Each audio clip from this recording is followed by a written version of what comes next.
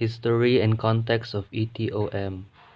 Pada tahun 1996, the International Telecommunication Union atau juga disebut ITU, Telecommunication Standardization Sector, ITU-T, merilis rekomendasi M.3010 yang selanjutnya diperluas menjadi M.3013.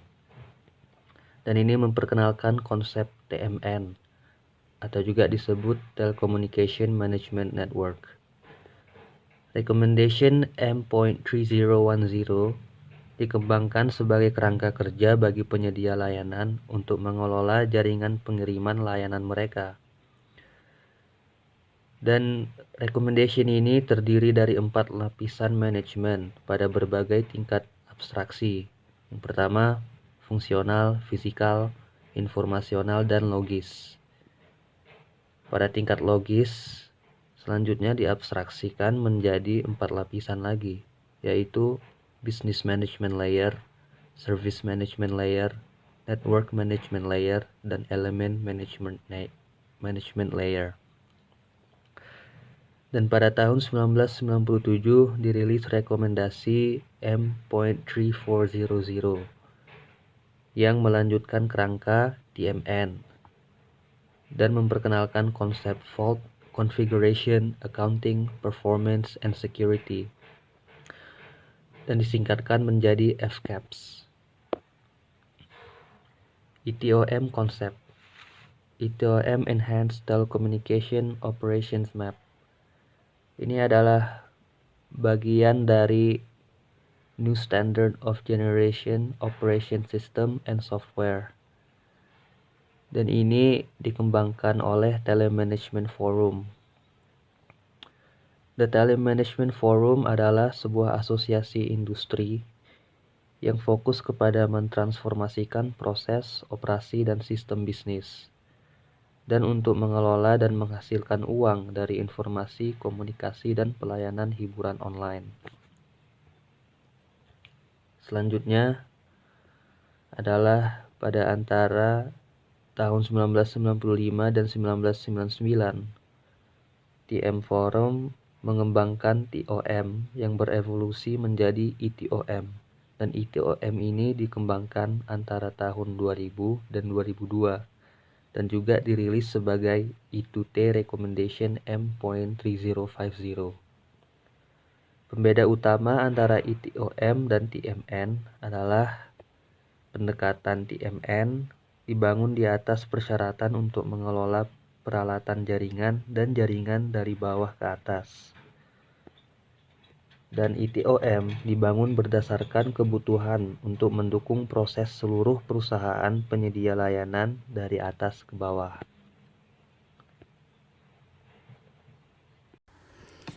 Selanjutnya, saya akan menjelaskan apa yang dimaksud dengan ETOM. ETOM ini menjelaskan dan menganalisis berbagai tingkat proses perusahaan sesuai dengan signifikasi dan prioritas mereka untuk bisnis. Kerangka kerja didefinisikan secara umum, seperti yang di bawah ini, yaitu Organization Independent terbagi atas 2, yaitu Teknologi Independen dan Service Independen. Selanjutnya, ETOM ini terbagi atas 2. Yang pertama, untuk penyedia layanan. Yang kedua, yaitu untuk pemasok. Yang pertama, untuk penyedia layanan. Kerangka proses bisnis berfungsi sebagai cetak biru untuk arah proses, yaitu memberikan titik referensi netral untuk yang pertama, kebutuhan rekayasa ulang proses internal, yang kedua kemitraan, yang ketiga aliansi, dan yang terakhir perjanjian kerja umum dengan perusahaan lain. Nah, yang kedua tadi untuk pemasok. Kerangka proses bisnis menguraikan batas-batas potensial komponen perangkat lunak yang harus selaras dengan kebutuhan pelanggan mereka, dan juga menyoroti yang dibutuhkan. Fungsi, input, dan output yang harus didukung oleh produk mereka. Selanjutnya yaitu pada tingkat konseptual keseluruhan, Kerangka proses bisnis dapat dilihat memiliki 3 area proses utama, yaitu yang pertama, strategi, infrastruktur, dan produk atau SIP. SIP ini meliputi perencanaan dan manajemen siklus hidup. Yang kedua, yaitu operasi. Operasi yang mencakup inti manajemen operasional sehari-hari. Yang ketiga, yaitu manajemen perusahaan. Manajemen perusahaan di sini meliputi manajemen dukungan perusahaan atau bisnis. ETOM level 0 model. Seperti yang kita ketahui, di ETOM itu terdapat 3 proses utama. Yang pertama itu ada strategi, infrastruktur, and product, atau biasa kita singkat dengan SIP. Selanjutnya itu ada operation dan ada enterprise management. Nah, pada level ETOM ini, customer itu berada di tingkat atau baris teratas, yaitu kegiatan pelanggan seperti pemasaran yang dihadapinya. Selanjutnya itu yang berada pada garis atau tingkat terbawah itu adalah supplier atau partner. Nah, pada level 0 model ini dapat kita lihat SIP dan operation itu terdiri dari 4 fungsi yang terletak pada sumbu horizontal. Yang pertama itu fungsinya market, product, and customer, yaitu berfokus kepada pasar dan produk yang ditawarkan. Selanjutnya itu ada service. Service itu adalah unit dari produk yang dikembangkan oleh bagian enterprise. Selanjutnya itu ada research, application, computing, and network. Ini itu digunakan untuk memproduksi suatu layanan. Selanjutnya itu ada supplier atau partner. Itu untuk menyediakan produk dan layanan untuk bagian perusahaan dalam memproduksi suatu layanannya. Selanjutnya itu ada ETOM level 1 model. Dapat dilihat pada model ini terdapat 7 proses vertikal untuk mendukung pelanggan dan suatu bisnis. Nah, pada proses strategi, infrastruktur, and product itu terdiri dari strategi and commit, infrastruktur lifecycle management, dan product lifecycle management. Pada proses strategi, infrastruktur, and product ini, perusahaan itu berinteraksi dengan pelanggannya itu secara langsung. Contohnya itu seperti manajemen pemasaran, manajemen pelayanan, dan manajemen rantai pasok. Berbeda dengan SIP, operation itu berinteraksi dengan pelanggannya secara tidak langsung. Contohnya itu seperti manajemen operasi dan layanan, serta manajemen pengelolaan hubungan pelanggan. Selanjutnya itu ada enterprise management. Itu terdiri dari beberapa bagian manajemen untuk mendukung perusahaan. Contohnya itu seperti manajemen keuangan, manajemen perencanaan strategis, manajemen risiko perusahaan, dan manajemen sumber daya manusia. Dan selanjutnya saya akan membahas tentang proses strategi, infrastruktur, dan produk level 2. Di dalam proses inti level 2 adalah untuk area operasi SIP dan manajemen perusahaan. Setiap proses inti umumnya merupakan bagian dari satu pengelompokan level 1 vertikal dan juga pengelompokan proses 1 horizontal. Dalam beberapa kasus, proses level 2 direnggangkan melintasi beberapa pengelompokan vertikal level 1 karena proses tersebut diperlukan dalam beberapa vertikal level 1. Setiap proses yang ditunjukkan dalam model level 2 dirinci lebih lanjut melalui dekomposisi proses. Dan ini dicapai dengan menganalisis setiap proses dan membagi fungsinya ke dalam proses tingkat yang lebih rendah. Prosedur ini dapat dilanjutkan di low levels sesuai kebutuhan. Bisa kalian lihat di samping ada tabel strategi, infrastruktur, dan produk. Di strategi, infrastruktur, dan produk, di sini pendukungnya yaitu marketing dan offer management. Yang kedua, service development dan management. Yang ketiga, resource development management. Dan yang keempat atau terakhir yaitu supply chain development management.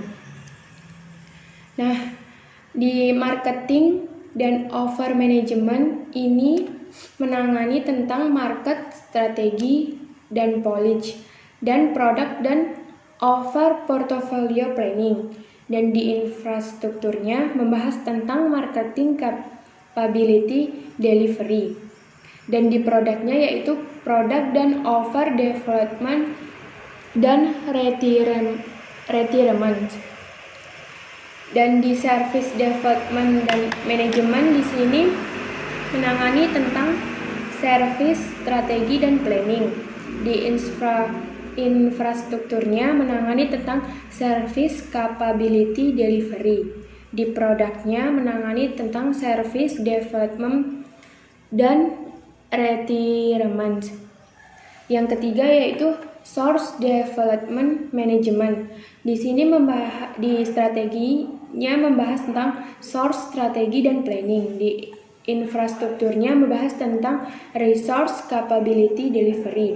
Dan di produknya menangani tentang source development dan retirement. Yang keempat yaitu supply chain development management. Di sini menangani tentang supply chain strategi dan planning. Di infrastrukturnya menangani tentang supply chain capability delivery. Dan di produknya menangani tentang supply chain development dan change management.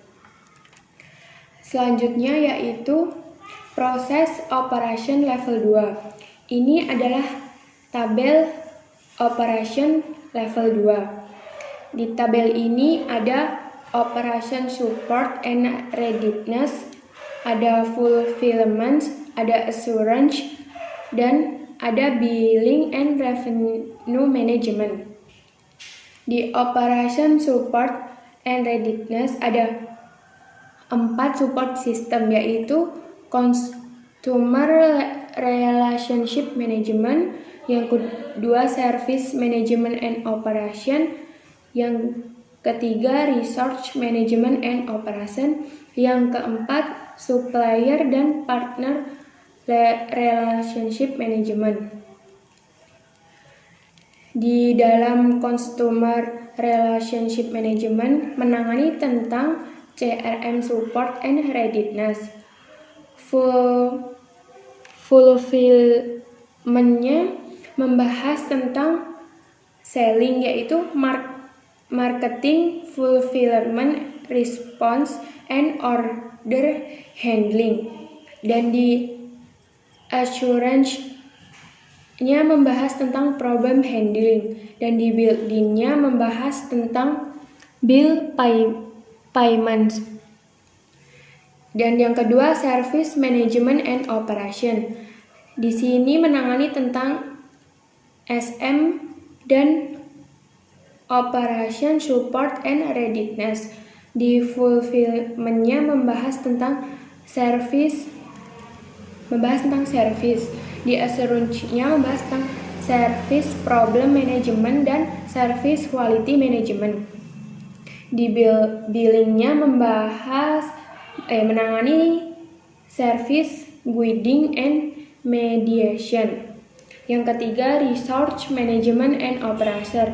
Di sini membahas tentang operation support and readiness dan manage workforce.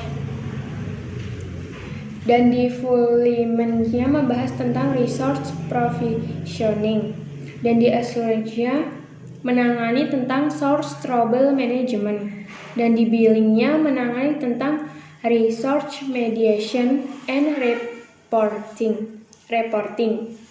Yang keempat, supplier dan partner relationship menangani tentang support and readiness.